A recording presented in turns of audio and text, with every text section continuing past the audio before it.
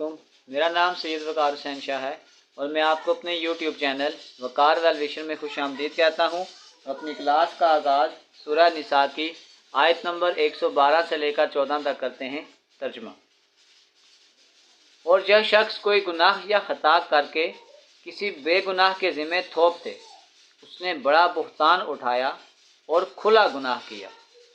अगर अल्लाह ताला का फजल और रहम तुझ पर ना होता तो उनकी एक जमात ने तो तुझे बहकाने का कसद ही कर लिया था, मगर दरअसल ये अपने आप को ही गुमराह करते हैं। ये तेरा कुछ नहीं बिगाड़ सकते। अल्लाह ताला ने तुझ पर किताब व हिकमत उतारी है और तुझे वो सिखाया है जिसे तू नहीं जानता था, और अल्लाह ताला का तुझ पर बड़ा भारी फजल है।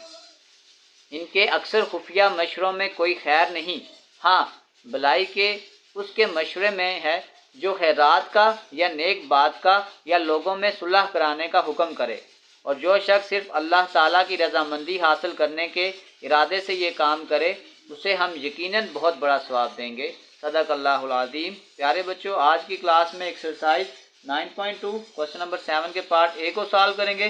तो वीडियो को शुरू करने से पहले कमेंट सेक्शन में लाजमी बताएं कि आप हमारी वीडियो कहाँ से देख रहे हैं और आप किस कॉलेज में पढ़ते हैं। तो चलते हैं अपने क्वेश्चन की जाने। जो वैल्यू हमें गिवन है वो आपके पास ये है कि x square divided by 4 plus y square divided by 9 which is equal to 1। ये एलिप्स की इक्वेशन है। वाई स्क्वायर के नीचे जो है वो वैल्यू बड़ी है, तो इसका मतलब ये आपके पास वर्टिकल कोई एलिप्स होगा। सपोज करेंगे ये आपके पास कोई एलिप्स है और ये आपके पास एक लाइन जा रही है। इक्वेशन ऑफ लाइन जो उसमें हमें गिवन भी दी हुई है कि 9x प्लस 8y माइनस 36। तो एक लाइन, अब इक्वेशन ऑफ टेंजेंट फाइंड करनी है which is perpendicular to line. तो इसका मतलब है कि ये जो लाइन है ये आपके पास टेंजेंट लाइन है और ये हमने फाइंड आउट करनी है और हमें गिवन है कि ये परपेंडिकुलर है। अगर आपके पास दो लाइंस परपेंडिकुलर हैं तो उनकी जो स्लोप का प्रोडक्ट होता है वो आपके पास क्या होता है, -1 होता है। तो सबसे पहले अगर हम इसको अपनी इक्वेशन के साथ कंपेयर करें, x square divided by b का square plus y square divided by a का square which is equal to 1। क्योंकि आपके पास जो टेंजेंट इक्वेशन होती है वो होती है y is equal to m x plus c, और आपके पास टेंजेंसी अब हमने प्रूव करनी है और आपके पास जो इक्वेशन है वो वर्टिकल एलिप्स की है। तो सी आपके पास आ जाएगा y is equal to m x plus minus ये आ जाएगा b का स्क्वायर m का स्क्वायर प्लस a का स्क्वायर। तो इसके लिए हमें a, b और m की वैल्यू भी चाहिए होगी। तो सबसे पहले हम ये कर सकते हैं, जो आपके पास b स्क्वायर का आंसर है वो 4 हो जाएगा और जो a स्क्वायर का आंसर है वो आपके पास 9 हो जाएगा। अब हमें क्योंकि ये वाली स्लोप भी चाहिए, m का आंसर भी चाहिए, तो अब उसने हमें एक इक्वेशन गिवन दी थी, एक लाइन हमें गिवन दी थी कि 9x plus 8y minus 36 is equal to 0। अगर मैं यहाँ से इसकी स्लोप निकालूंगा तो उसका फार्मूला आपके पास ये होता है कि minus coefficient of x divided by coefficient of y। तो ये आपके पास आ जाएगा माइनस कोफिशिएंट ऑफ x आपके पास आ गया 9, कोफिशिएंट ऑफ y आ जाएगा 8। तो ये आपने अभी निकाल लिया स्लोप ऑफ लाइन 1। लेकिन हमने तो स्लोप निकालनी थी इस टेंजेंट लाइन की। तो अब हमारे पास हमने एक कॉन्सेप्ट पढ़ा था कि अगर दो लाइंस परपेंडिकुलर हों, टू लाइन आर परपेंडिकुलर, तो उनकी जो स्लोप होती है उसका प्रोडक्ट आपके पास आ जाता है -1।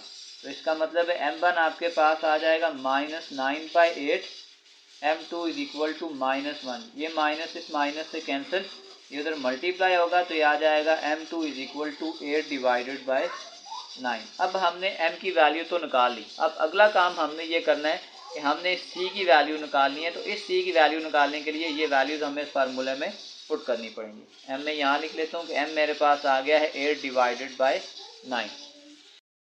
अब अगर हम टेंजेंसी की वैल्यू फाइंड करेंगे, c की वैल्यू, तो क्योंकि आपके पास ये जो इक्वेशन थी एलिप्स की ये आपके पास वर्टिकल है, तो c फिर आपके पास ये होता है plus minus under root b का स्क्वायर m का स्क्वायर प्लस a का स्क्वायर। वैल्यूज पुट कर दें तो ये आपके पास आ जाएगा प्लस माइनस b का स्क्वायर हम वैल्यूज पहले से निकाल चुके हैं। ये आ गया 4, m का स्क्वायर ये आपके पास आ जाएगा 8/9 का स्क्वायर प्लस ए का स्क्वायर, ये आपके पास आ जाएगा 9। ये आपके पास आ जाएगा प्लस माइनस ये 4, ऐसे ही 8 का स्क्वायर आपके पास आ जाएगा 64 और 9 का स्क्वायर 81 प्लस 9 आ जाएगा। ये आ जाएगा प्लस माइनस अंडर रूट, पहले मैं 64 को 4 से मल्टीप्लाई कर देता हूँ, तो ये आपके पास आ जाएगा 256 डिवाइडेड बाय 81 प्लस 9।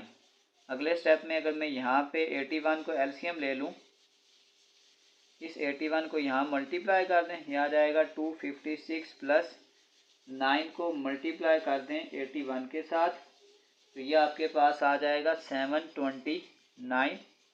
इसको फर्दर सॉल्व करें तो ये आपके पास आ जाएगा c equal to plus minus 729 में प्लस कर दें 256, तो ये आपके पास आ जाएगा 985 डिवाइडेड बाय 81।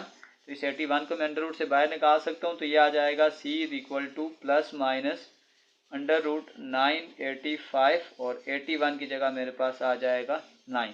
तो इसका मतलब है अगर मैं सी का आंसर भी यहाँ लिख लूँ तो सी मेरे पास आ गया है plus minus under root 985 divided by 9। तो अब हम इस वैल्यू को अपनी इक्वेशन में पुट करते हैं।